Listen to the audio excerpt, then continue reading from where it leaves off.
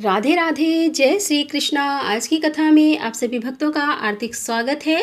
भगवान श्री कृष्ण और श्रीमती राधा रानी की कृपा सदैव आप पर और आपके समस्त परिवार पर बनी रहे।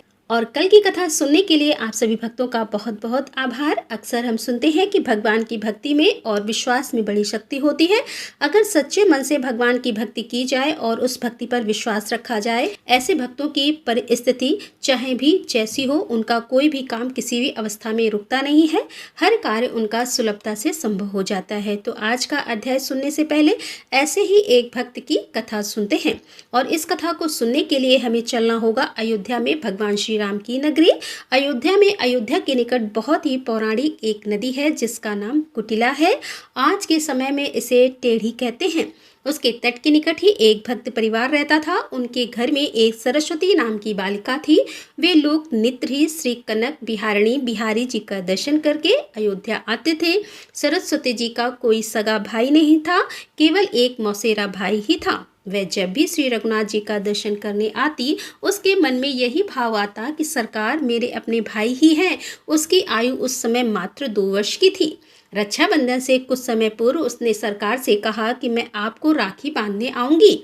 फिर उसने एक बहुत ही सुंदर राखी बनाई और रक्षाबंधन की पूर्णिमा पर मंदिर लेकर उस राखी को गई और पुजारी जी से कहा कि हम तो भैया के लिए राखी लाए हैं।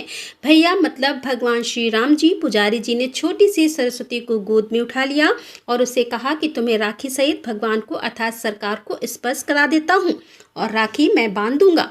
पुजारी जी ने राखी बांधी और उसको प्रसाद दिया। अब हर वर्ष राखी बांधने का उसका नियम बन गया। समय के साथ वह बड़ी हुई और उसका विवाह निश्चित हो गया।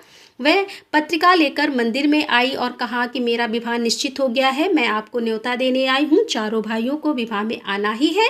पुजारी जी को पत्रिका देकर कहा कि मैंने चारों भाइयों से कह दिया है, आप यह पत्रिका सरकार के पास रख दो और आप भी कह दो कि चारों भाइयों को विवाह में आना ही है। ऐसा कहकर वह अपने घर चली गई।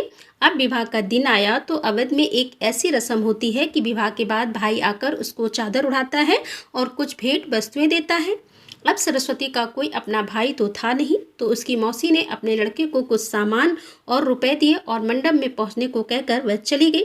उसका मौसेरा भाई उपहार वस्त्र और रुपए लेकर रिक्शा पर बांधकर विवाह मंडप की ओर निकल पड़ा। रास्ते में ही रिक्शा उलट गया और वह गिर भी गया। थोड़ी सी चोट आई और लोगों ने उसको दवाखाने में ले जाकर मरहम पट्टी कराई। अब यहाँ विवाह मंडप में सरस्वती जी की घूंघट से बार बार मंडप के दरवाजे पर देख रही है और सोच रही है कि सरकार अभी तक क्यों नहीं आई। उसको पूरा विश्वास है कि चारों भाई आएंगे। माँ से भी कह दिया कि ध्यान रखना, अयोध्या जी से मेरे भाई आएंगे। माँ ने उसको भोला समझकर हंस दिया। जब बहुत देर हो गई तब व्याकुल होकर वह दरवाजे के पास जाकर रोने लगी। दूर दूर के रिश्तेदार आ गए, पर मेरे अपने भाई क्यों नहीं आए? क्या मैं उनकी बहन नहीं हूँ? उसी समय 4 बड़ी मोटर गाड़ियां और एक बड़ा ट्रक आते हुए उसने देखा। पहली गाड़ी से उसकी मौसी का लड़का और उसकी पत्नी उतरे। बाकी गाड़ियों से और 3 जोड़ियां उतरी। मौसी के लड़के के रूप में सरकार ही आए हैं। रत्नजट पगड़ियां वस्त्र हीरों के हार पहन रखे हैं। श्री हनुमान जी से पीछे ट्रक में सामान भरकर लाए हैं और हनुमान जी पहलवान के रूप में आए थे। उन्होंने ट्रक से सारा सामान उतारना शुरू किया। स्वर्ण चांदी पीतल तांबे के बहुत से बर्तन, बिस्तर, सोफे, बिछाने के वस्त्र, साड़ियाँ, अलमारियाँ, कान, नाक, गले, कमर, हाथ और पैर के आभूषण। अब मौसी देखकर आश्चर्य में पड़ गई कि इतना कीमती सामान मेरा लड़का कहाँ से लेकर आया।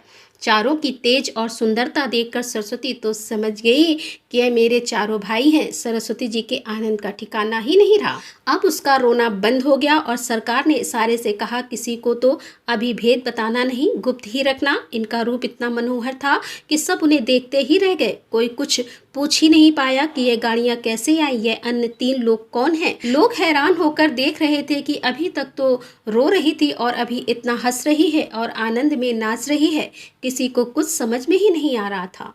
जब तक उसकी विदाई नहीं हुई तब तक चारों भाई उसके साथ ही रहे। सभी गले मिले और आशीर्वाद दिया। सरस्वती ने कहा कि जैसे आज शादी में सब कुछ संभाल लिया, वैसे जीवन भर मुझे संभालना। जब वह गाड़ी में बैठकर पति के साथ जाने लगी तब चारों भाई अंतर्ध्यान हो गए। उसी समय असली मौसेरा भाई किसी तरह लंगड़ाते हुए पट्टी लगाए हुए वहां आया। उसने वस्त्र उठाया और रुपए दिए। अब मौसी ने पूछा कि अभी अभी तो तू बड़े कीमती वस्त्र पहने गाड़ी और ट्रक लेकर आया था, फिर यह पट्टी कैसे बन गई और कपड़े कैसे फट गए? उसको तो कुछ समझ में ही नहीं आ रहा था। अंत में सरस्वती से उसकी माता ने एकांत में पूछा कि बेटी सच सच बता कि क्या बात है, यह चारों कौन थे? तब उसने कहा कि माँ, मैंने आपसे कहा था ना कि ध्यान रखना मेरे भाई अयोध्या से आएंगे। माँ समझ गई कि इसके तो 4 भाई हैं ही और वह श्री रघुनाथ जी और अन्य 3 भैया ही हैं। माँ जान गई कि श्री अयोध्यानाथ सरकार ही अपनी बहन के बंद कर आए थे और अपनी बहन को इतने उपहार आभूषण वस्तुएं दे गए कि नगर के बड़े बड़े सेठ और नवाबों के पास भी नहीं थे। और इसीलिए कहा जाता है कि भक्ति और विश्वास में बड़ी शक्ति होती है। और एक और चीज़, जब भी हम अपने आराध्य की पूजा करते हैं, जो भी आपके इष्ट देव हैं जिनकी आप पूजा आराधना करते हैं, जिन पर आप विश्वास करते हैं, उनको अगर आप किसी रिश्ते से जोड़ लेते हैं, किसी रिश्ते से बांध लेते हैं, तो फिर यह बंधन पक्का हो जाता है और भगवान उस रिश्ते को हर समय निभाते हैं। तो सच्चे मन से भक्ति तो हम कर ही रहे हैं। अगर हम कोई ना कोई रिश्ता जोड़ लें, जैसे कि भाई का, पिता का, दोस्त का, मित्र का, जो भी आपके मन में भाव जागृत होता है, उनके प्रति उसी रिश्ते में जोड़कर आप अपनी आराधना कीजिए और चमत्कार निश्चित ही आपको देखने को मिलेगा। तो आज की कथा आपको कैसी लगी कमेंट बॉक्स में ज़रूर बताइए। और अगर आपको यह कथा पसंद आई हो तो वीडियो को ज़्यादा से ज़्यादा शेयर कीजिए। और अब आप सुनेंगे आज का अध्याय।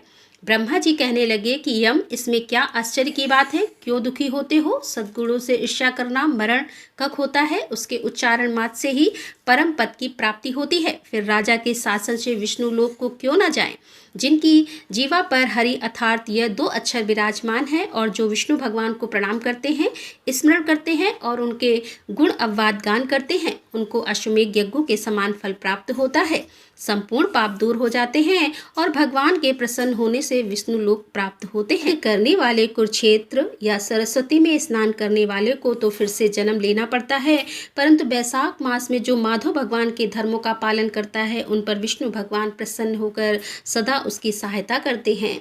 हे, उस राजा का प्रभाव मेरे बस में नहीं है, क्योंकि वासुदेव भगवान के भक्तों का अशुभ कहीं नहीं होता। उसको जन्म, मृत्यु, जरा, व्याधि आदि भय नहीं व्यापता। स्वामी के नित्य कार्य करने पर देह को कुछ अपराध नहीं होता। हे यम, जब तू इस कार्य को करने में असमर्थ है तो तेरा क्या दोष है? तो शोक मत कर।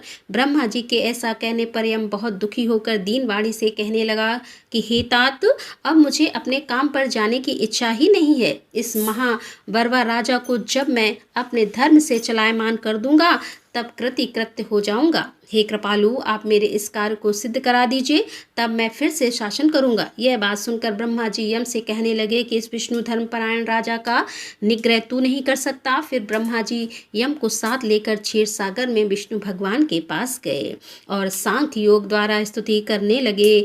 तब विष्णु भगवान प्रकट हुए तो यम और ब्रह्मा ने उन्हें प्रणाम किया। तत्पश्चात विष्णु भगवान ने आने का कारण पूछा। ब्रह्मा जी बोले कि हे श्रेष्ठ, आपके दास राजा के शासन में सब मनुष्य वैशाख धर्मों को करके विष्णु पद को प्राप्त होते चले जा रहे हैं। इसी कारण यमपुरी शून्य हो गई है। इससे अत्यंत दुखी होकर यह यमराज राजा से युद्ध करने गया और उसको मारने का दंड उठाया। तब आपके चक्र ने इसे परास्त कर दिया तो यह दुखी होकर मेरे पास आया है। हम आपके महात्मा भक्तों को दंड देने की सामर्थ्य नहीं रखते, अतः हे महाविभो, हम आपकी शरण में आए हैं। इसीलिए हे प्रभु, उस राजा को दंड देकर आप अपने यम की रक्षा कीजिए।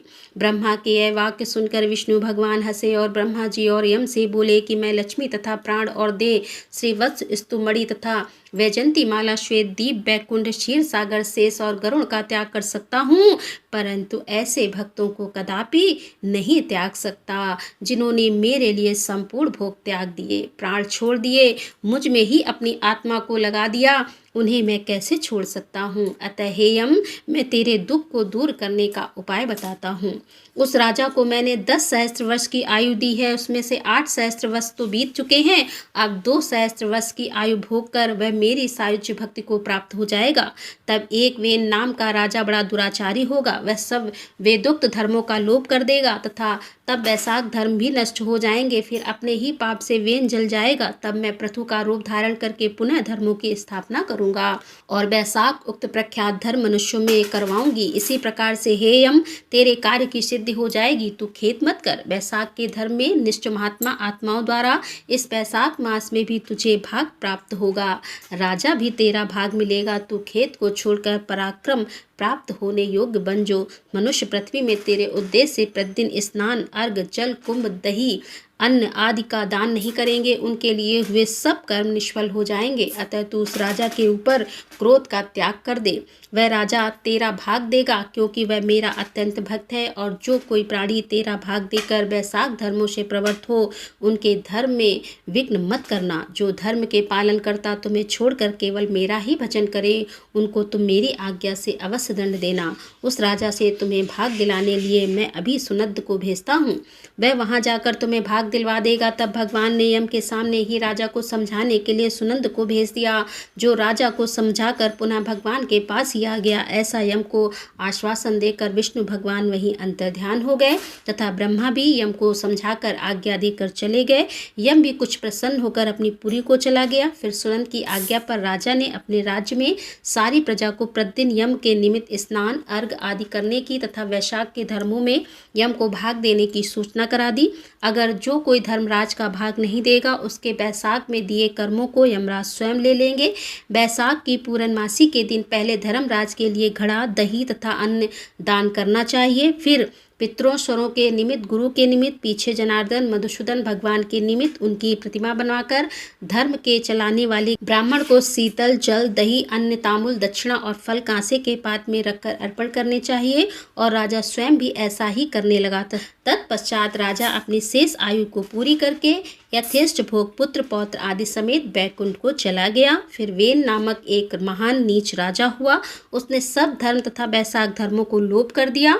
अतः सब प्राणी धर्मों को करना भूल गए। इसी कारण बैसाख उपधर्म बहुत प्रसिद्ध नहीं रहा।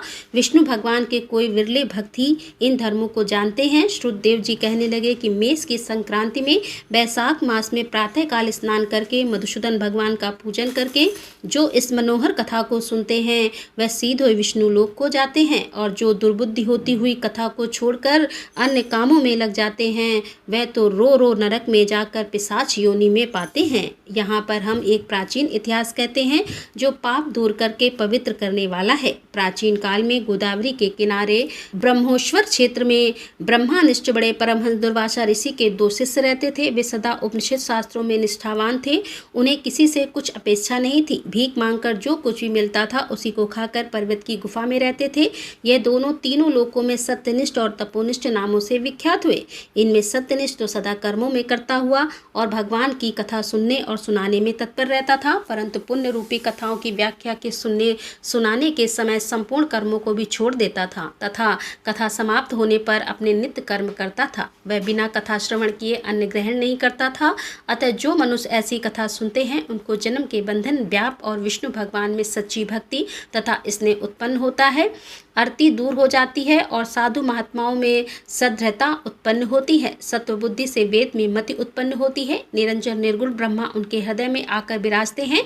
परंतु जहाँ साधु महात्मा ना हो, तुलसी ना हो, विष्णु जी का मंदिर ना हो, काला मृग ना हो अथवा कथा ना होती हो, वहाँ यदि साक्षात गंगा जी का किनारा भी हो तो त्याग देना चाहिए। वहाँ का मरा हुआ प्राणी 100 जन्म तक कुकुर योनि पाता है अथवा अंधता मिश्र नामक नरक में पड़ता है। ऐसे उपनिषद विचार कर वह मनुष्य सदा विष्णु की भक्ति और कथा श्रवण करने में ही तत्पर रहता था। मगर दूसरा तो तपोनिष्ठ था। ना तो जीवा से विष्णु कथा कहता था, ना कानों से सुनता था। तीर्थ स्नान करने जाता तो वहां पर होती हुई कथा भी तप में विघ्न ना पड़ जाए, इस डर से छोड़ देता था। श्रोता और वक्ता कोई भी उस कर्मनिष्ठ से निकट होकर गृह कार्य के लिए नहीं निकलते थे। उस दुरात्मा ने दुर्बुद्धि से ऐसे ही समय बिताकर अपना शरीर छोड़ दिया। तब वह समी के वृक्ष पर छिन्नकरण नाम का महाबलवान पिशाच हुआ। आश्रयहीन, क्षुधाई ऐसी ही अत्यंत दुखी होकर अपने किए हुए कर्मों के ऊपर विचार करता हुआ वह उन्मत्त की तरह इधर उधर घूमता और भटकता रहा। इस प्रकार 10 सहस्त्र वर्ष बीत गए। उसे अपना कोई रक्षक दिखाई नहीं देता था। उस अकृत आत्मा की देह पर पवन अग्नि के समान लगता था। जल काला अग्नि के तुल्य और पुष्प आदि विष के सदृश मालूम होते थे। इस प्रकार वह उस सुनसान वन में साधु संग तथा कथा से रहित स्थान से भटकता रहा। कदाचित देवयोग से सत्यनिष्ठ पैठी नसीपुरी से आया। मार्ग में उसने क्षुधाई छिन्न करना नामक पिशाच को देखा। उसको देखकर मुनिवर कहने लगे कि अब डर मत, तू कौन है, तेरी ये दशा कैसे हुई, अब से आगे तुझे दुख नहीं होगा। सत्यनिष्ठ के ऐसे आश्वासन देने पर छिन्नकर्ण अत्यंत व्याकुल होकर कहने लगा कि हे प्रभु, मैं दुर्वासा का शिष्य तपोनिष्ठ नाम का यति हूँ। मैं ब्रह्मेश्वर क्षेत्र का निवासी हूँ। कर्मों के लोप हो जाने के भय से अपनी दुर्बुद्धि के कारण महात्माओं द्वारा कही हुई विष्णु कथा का आदर नहीं किया। उसी कर्म के घोर परिणाम से मेरी मृत्यु हुई है और छिन्नकर्ण नामक पिशाच बनकर दुख से अत्यंत व्याकुल हुआ हूँ। आज मेरा भाग्य फिर गया। आज मेरे ऊपर सब देवता, गुरु तथा साधु संतुष्ट हैं। हरि भगवान मेरे ऊपर प्रसन्न है जो आपके दर्शन हुए। इस प्रकार छिन्नकर्ण त्राहि त्राहि करता वह चरणों पर गिर पड़ा। तब महायशस्वी सत्यनिष्ठ ने उसे दोनों हाथों से उठाकर अपने सुकृत का पुण्य और वैशाख महात्म्य को क्षण भर सुनने का फल दिया, जिससे उसके पाप तत्काल दूर हो गए और पिशाच की योनि छोड़कर दिव्य देह धारण करके महामुनि की परिक्रमा करी और फिर प्रणाम करके दिव्य विमान में बैठकर विष्णु लोक को गया और सत्यनिष्ठ पैठी नसीपुरी को गया तथा बारंबार महात्मा श्रवण की चिंता करने लगा। श्रुतदेव जी बोले कि जहाँ सुख फल देने वाली, सब लोगों के पाप दूर करने वाली विष्णु भगवान की कथा होती है, वहाँ सब तीर्थ हैं और अनेकों क्षेत्र आ जाते हैं तथा वहाँ के निवासियों को मुक्ति प्राप्त होती है, इसमें कोई संदेह नहीं है। राधे राधे, जय श्री कृष्ण। आज की कथा का यहीं पर समापन करती हूँ। उम्मीद करती हूँ यह कथा आपको जरूर पसंद आई होगी। तो अगर कथा पसंद आई हो तो वीडियो को लाइक किए बिना तो बिल्कुल नहीं जाना और कमेंट बॉक्स में राधे राधे जरूर लिखना। तो दोस्तों मिलते हैं इसके आगे की कथा लेकर, तब तक के लिए राधे राधे, जय श्री कृष्णा, हर हर महादेव, जय भोलेनाथ की।